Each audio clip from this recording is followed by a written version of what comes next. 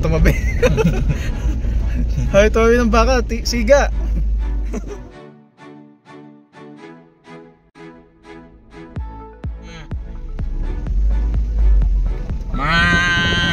Ayan o, siga to.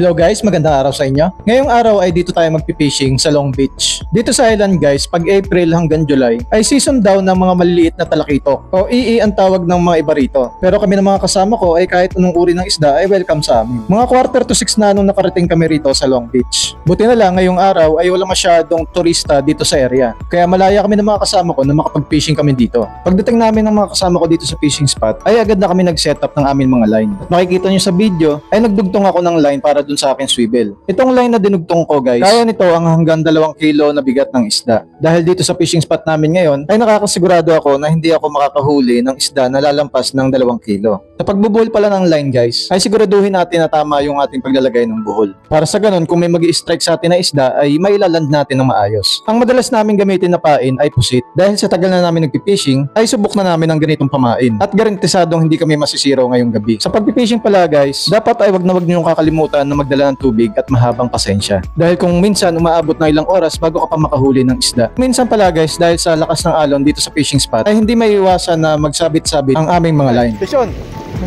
Ay! Kala ko fish on eh! Sumabit pala eh!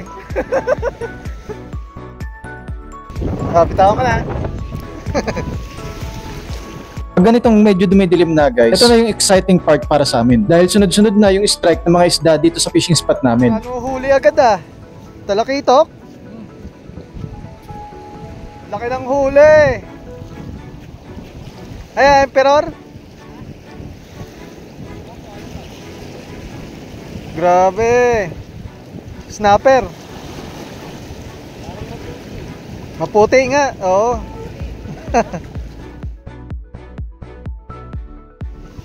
Aba, lalaki. Oh? Ah? Dami.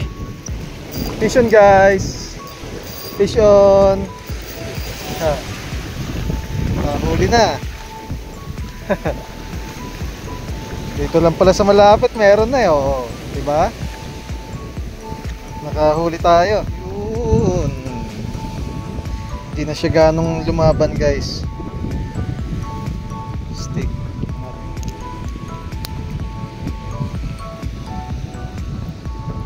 First fish. Second fish guys. Naka-second fish na tayo guys. Inabot na kami rito ng 11 PM dito sa fishing spot. Kaya yung ibang mga kasama ko ay nag-ayanan na umuwi dahil marami-rami na rin ang aming nahuling isda. Dahil yung iba sa amin ay may pasok pa kinabukasan. Masaya kami ngayong gabi dahil magkakasama na naman ngayon ang mga tropang angler sa night fishing namin dito sa Long Beach. At syempre guys, kung nagustuhan nyo yung mga ganitong video ay paki-subscribe naman para maging updated ka sa mga susunod ko pang mga video. At hanggang dito na lang ang video na to. Maraming salamat sa panonood and God bless.